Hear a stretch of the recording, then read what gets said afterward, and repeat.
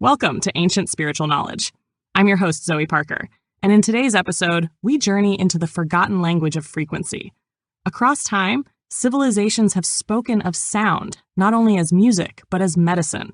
From the resonance of temple chambers to whispered chants in the dark of night, sound has always moved more than air. It moved spirit.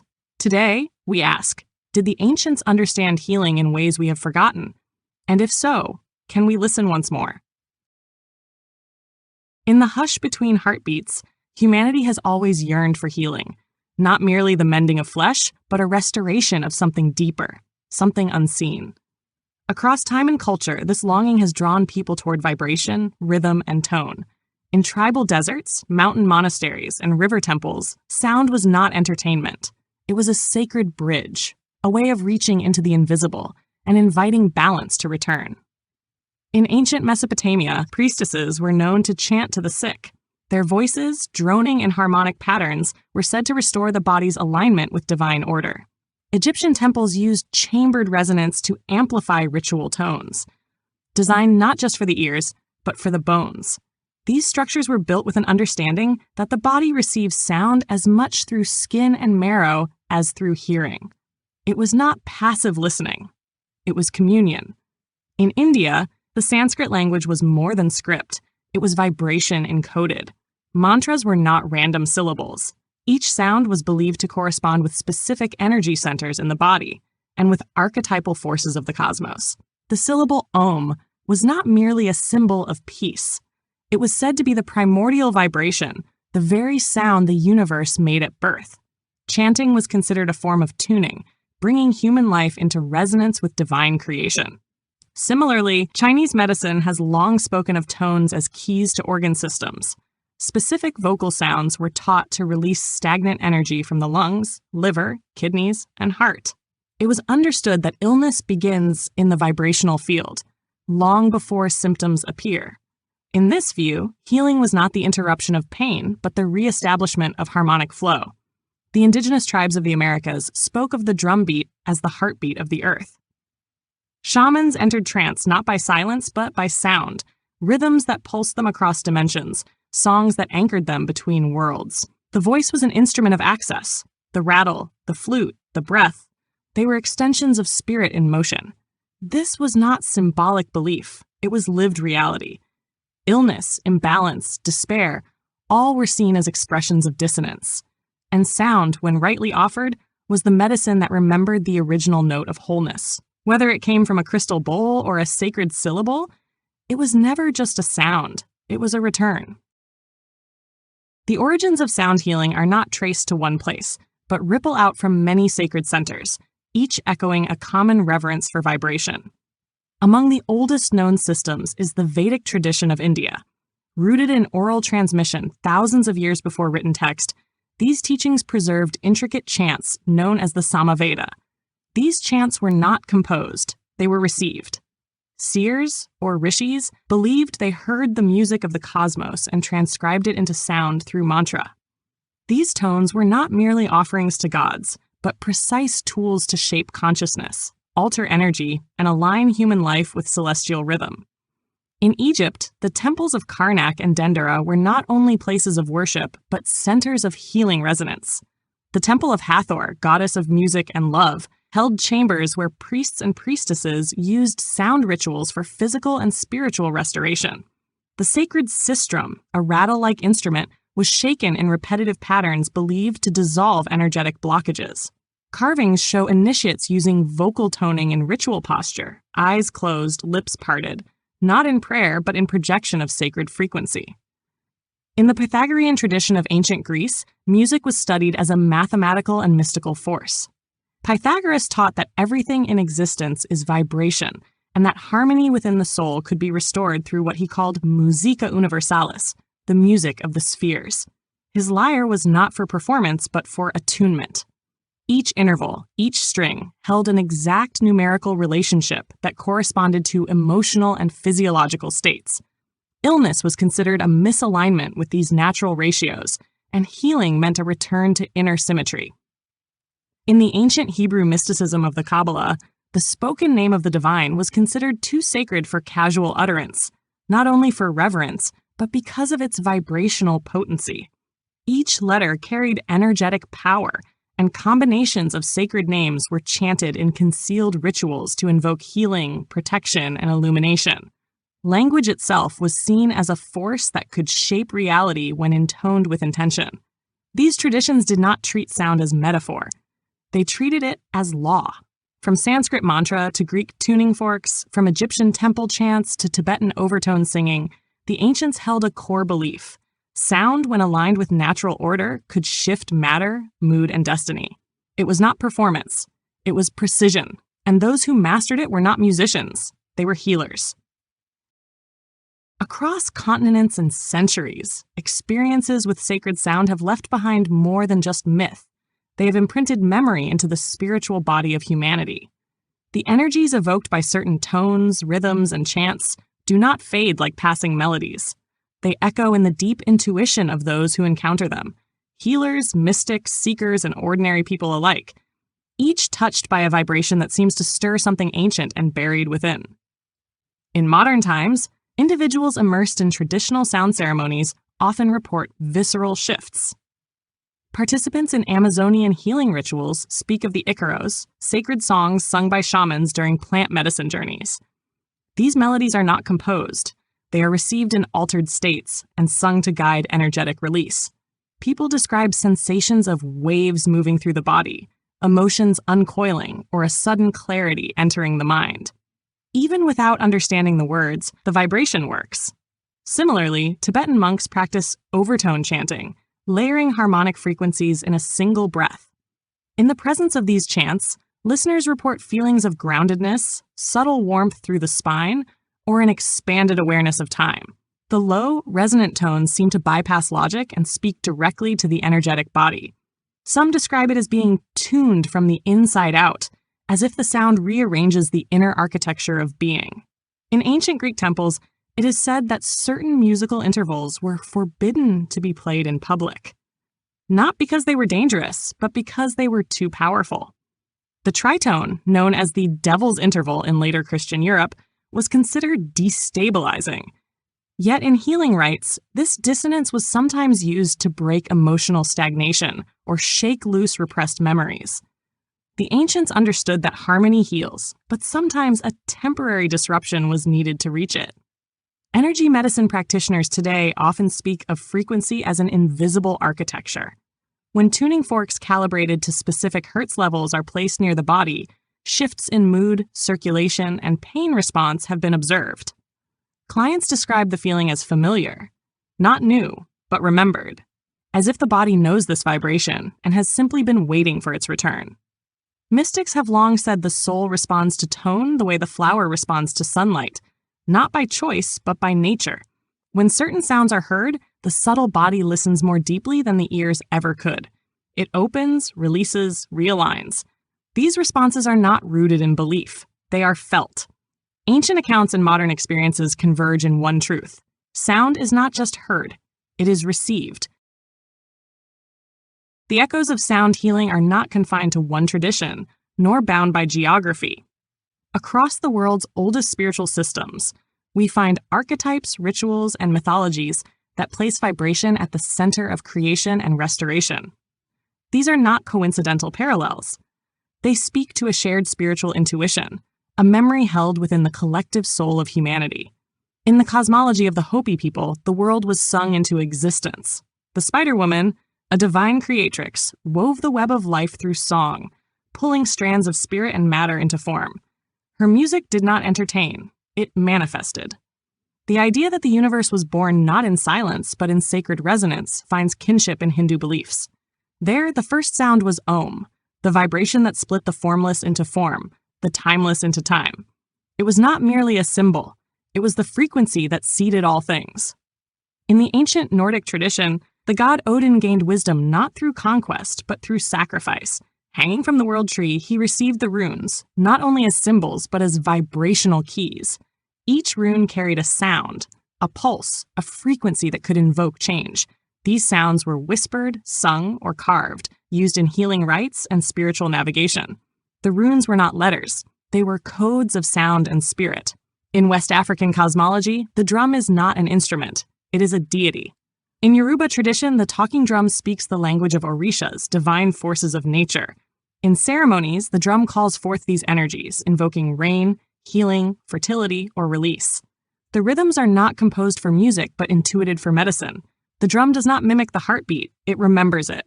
The chakra system of India maps the body as a vibrational ladder. Each center corresponds to a color, a gland, an emotion, and a sound. The seed syllables, lam, vam, ram, yam, ham, om, are chanted not to worship, but to balance. These tones activate the subtle centers, clearing blocks and restoring flow. The voice becomes a tuning device. The body becomes an instrument. Across Mayan temples, Greco-Roman amphitheaters, and Egyptian healing chambers, acoustics were engineered to amplify certain frequencies. These were not accidents. The ancients built with sound in mind. Spaces were designed to resonate with the voice, to carry chants upward into domes or deep into the earth. The geometry served the frequency. Whether in chants to the divine feminine, spiral dances accompanied by flutes, or the hums of initiation caves, the same spiritual archetypes emerge. Sound as birth, sound as bridge, sound as memory. These echoes are not forgotten. They are woven through the soul stories of every people. The language changes, but the song remains. In the age of modern science and industrial logic, the ancient wisdom of sound was not simply forgotten, it was actively dismissed. As empirical models rose to dominate medicine and spirituality alike, subtle energies were stripped of their sacredness, and vibration was reduced to mechanical measurement. What could not be seen, weighed, or repeated in a laboratory was pushed aside as myth, superstition, or pseudoscience. And so, the deeper understanding of sound as a sacred force was buried beneath skepticism. Part of this resistance stems from fear. Sound is invisible, yet it moves matter. It can evoke emotion without logic. It can transport consciousness without effort. These qualities do not fit comfortably within frameworks that prioritize control, predictability, and rationality. In cultures rooted in colonization, conquest, and technological dominance, subtle knowledge, especially that which cannot be monetized or standardized, is often rejected. And because sound lives in the liminal space between physics and spirit, it challenges the rigid boundaries of modern thought. Religious institutions, too, played a role. In some faith systems, sacred sound was once central. Gregorian chants in early Christianity, cantillation in Judaism, and Sufi zikr in Islam. But as orthodoxy solidified, direct spiritual experience through vibration became threatening. Chanting as ecstatic connection was replaced with formal liturgy. Voice as healing became voice as obedience. The mystery of sound, once embraced as a divine gift, was reshaped into dogma or removed altogether. Colonial systems worked to erase indigenous sound traditions entirely. Drums were outlawed in enslaved African communities, not because they were noise, but because they were power. They carried memory, community, spiritual resistance. In North America, native songs and instruments were banned in residential schools. Children were punished for singing ancestral songs meant to heal, guide, and connect them to land and lineage. This was not mere cultural suppression, it was spiritual severance. Even within modern spiritual movements, sound healing has sometimes been reduced to aesthetic rather than sacred. Crystal bowls sold for beauty rather than resonance. Mantras repeated without meaning, the essence lost in translation. Without understanding the intention behind the tone, the vibration becomes hollow. But the forgetting is not complete. Even in resistance, fragments remain. A mother hums to her child. A mourner sings to the departed. A seeker chants in solitude. These echoes of ancient knowing persist, buried under layers of dismissal, yet alive in the bones. The disconnection was not absolute. It was a pause. And the memory of sound, sacred, unseen, and healing, waits patiently to be heard again. When we begin to lift the veils that have obscured sound's sacred role, something stirs in the field of awareness.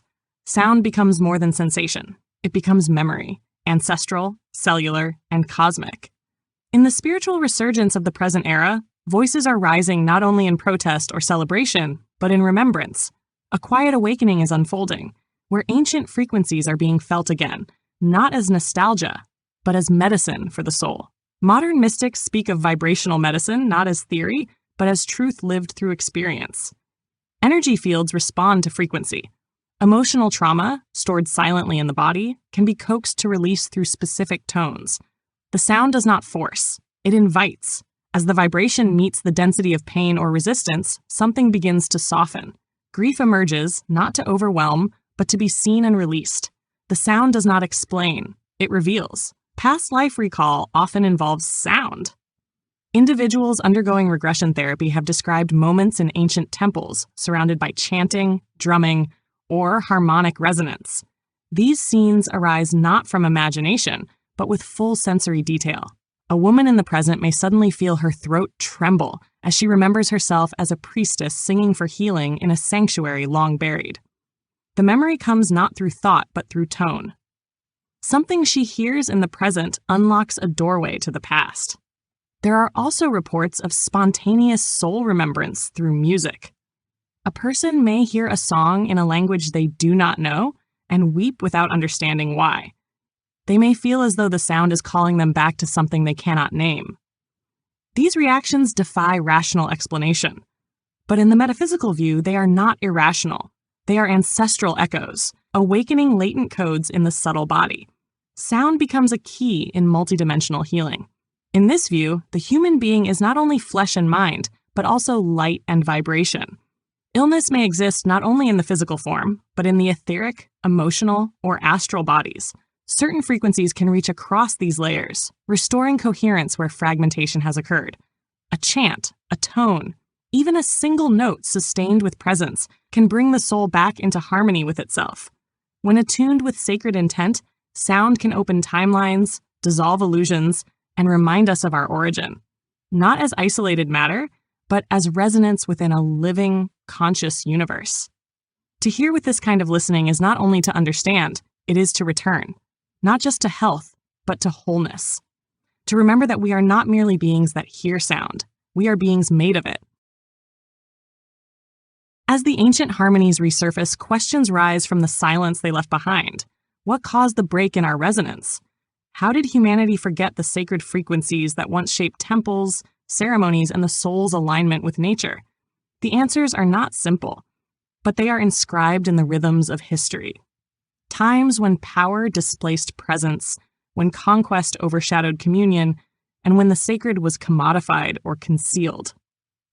Colonization severed spiritual roots. When indigenous societies were conquered, it was not just land that was taken, it was sound. Songs that guided planting seasons, births, deaths, and visions were banned or erased. Instruments were destroyed. Language, the carrier of vibrational code, was dismantled. The result was not merely cultural erasure, but energetic fragmentation. The voice of the people, the literal voice, was muted, and with it, the wisdom of resonance that had anchored them to the land, the stars, and the body of spirit. Industrialization further drowned the sacred tones. Machinery, engines, and electric noise overwhelmed the subtle layers of hearing that once recognized bird calls, water flow, and the breath of wind through trees as meaningful messages. The soul, once attuned to the song of nature, began to flatten under the artificial hum of wires and machines. In cities, the chant of the earth became a distant echo. Control of frequency became control of thought. In the 20th century, the global musical tuning standard shifted subtly but significantly, from 432 Hz to 440 Hz. Some researchers claim this new tuning disturbs natural resonance, dulling spiritual perception. Whether or not this is fully understood, it reveals a deeper truth. When sound is shaped by authority, its power can be turned away from healing and toward control. Systems that benefit from disconnection thrive in noise without meaning. When individuals forget the sound of their own spirit, they are easier to manage, mold, and consume. A spiritually sovereign human, however, is dangerous to systems of dominance. They remember with their body. They feel truth without needing permission. And the act of singing, freely, consciously, intentionally, becomes revolutionary. Reclaiming the sacred power of sound is not just a personal healing. It is a collective uprising of remembrance. When a woman sings over her child, when a circle gathers to drum beneath the stars, when a single voice chants into silence, something shifts. The forgotten wisdom is not gone. It has only been waiting for us to become still enough to hear it again. The return to sacred sound begins not in ancient temples or distant lands, but within the body itself.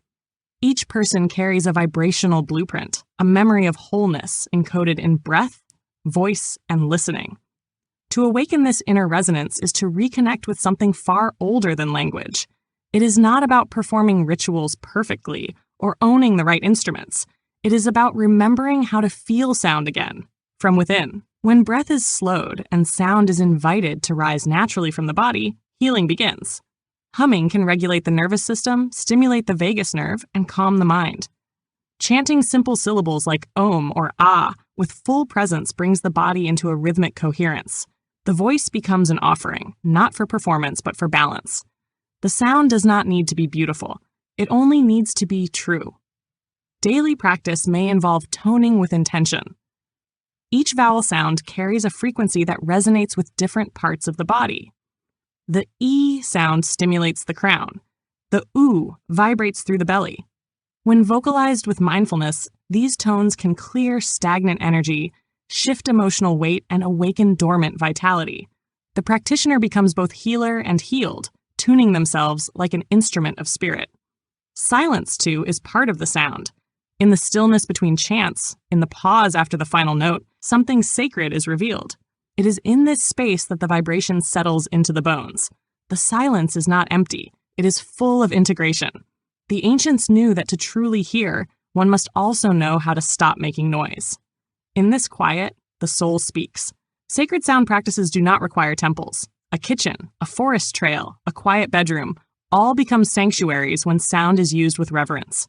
Singing to water before drinking, whispering a blessing before sleep, drumming softly with the heartbeat. These simple acts carry the same power as the ancient rites. They are not less potent because they are personal. They are potent because they are present. When individuals reclaim their voice, not as opinion, but as vibration, they begin to reconnect with a deeper layer of themselves, a layer untouched by shame, fear, or noise. The act of sounding becomes an act of alignment, and alignment leads to clarity, strength, and deep peace. In these practices, the veil between self and source begins to thin, the body softens, the spirit rises, and the memory of sound, sacred, whole, and alive, returns not just to the world, but to the center of the self. There is a kind of truth that does not come in words, but in waves. It cannot be dissected or defined, only felt deep in the chest, behind the eyes, beneath the skin. Sound carries that kind of truth. It bypasses the mind, settles into the cells, and reminds us of something that was never lost, only quieted. In the presence of sacred sound, we do not learn, we remember. This remembrance is not always dramatic. Sometimes it is the soft hum that escapes while cooking, the involuntary sigh that releases tension, the resonance of a wind chime that stirs the heart. These small, sacred vibrations are doorways. Through them, the body reawakens to its place within a larger harmony, one that includes the earth, the cosmos, and the unseen worlds of spirit. The journey of sound is not about mastering technique. It is about surrendering to the natural intelligence of vibration. Each person carries a unique resonance. When that resonance is honored, through voice, through breath, through listening, a subtle realignment begins. The nervous system recalibrates, the heart expands, the soul reclaims its voice. In this act of reclamation, there is also liberation. When people sing from the core of their being, without shame, without fear, they break the chains of silence handed down through generations. They become conduits for healing, not only for themselves, but for their ancestors, for their communities, and for the world. Every sacred sound is a ripple sent into the field of consciousness. Every note is a prayer. Even in the absence of formal ritual, sound can be woven into the fabric of life. Beginning the day with a tone that grounds, ending it with one that clears. Creating space for deep listening, not just to the world, but to the inner hum of existence. Through these practices, the noise of the modern world begins to soften. And beneath it, something ancient begins to rise. The lost art of sound healing was never truly lost. It was waiting, beneath the static, beneath the forgetting, for someone to remember how to listen. And when they do, the body becomes temple, the voice becomes offering, and the soul begins to sing its way home. Thanks for listening. This has been Ancient Spiritual Knowledge. If you enjoyed today's episode, be sure to follow us wherever you get your podcasts. And if you'd like to support the show, gain access to bonus content, and unlock our entire library of podcasts, subscribe to the Forbidden Knowledge Network on Patreon. Subscribe now.